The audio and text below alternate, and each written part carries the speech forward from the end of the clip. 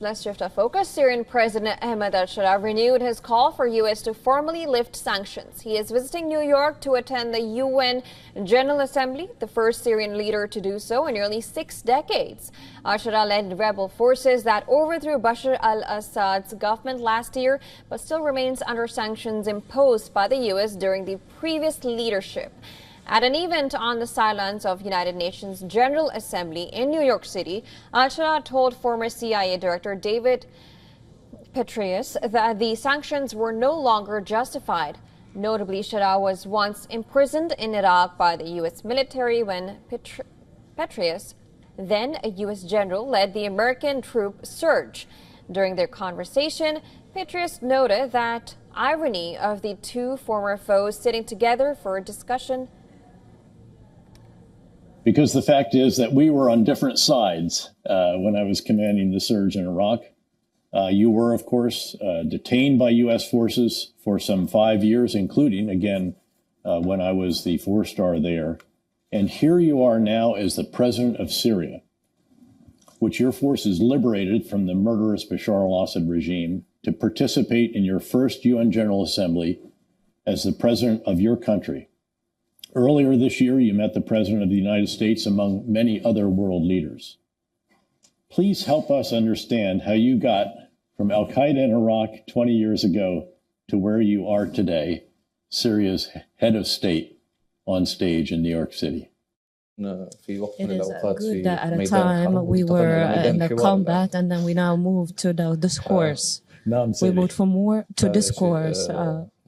Yes, sir. Someone who went through war is one who knows most the importance of peace.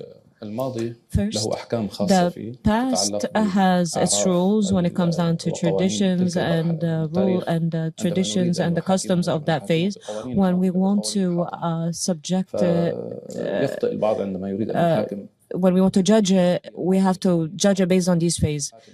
We cannot judge the past based on the rules of today, and cannot judge today based on the rules of the past. Sharaa also voiced hope for a security deal that eases tensions with Israel, but he played down the prospect of recognition. He expressed hope that talks will lead to an agreement that will keep the sovereignty of Syria and also resolve some of the security fears of Israel. But he balked when asked if Syria would join the so-called Abraham Accords. UAE, Bahrain and Morocco normalized relations with Israel under the accords brokered by the U.S. But Al-Sharaa, he underlined that unlike these nations, Syria is Israel's neighbor and has been subjected to Israeli incursions.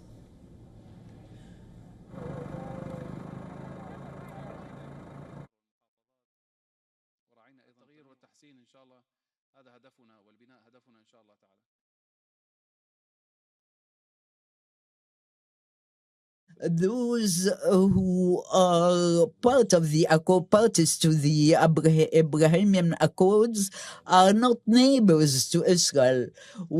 For instance, Syria, as a neighbor, has been subjected to over 1,000 raids, strikes, and incursions, Israeli incursions in Syria from the Golan Heights, and many were killed. So what applies to the parties in the Abrahamian Accords does not apply to Syria.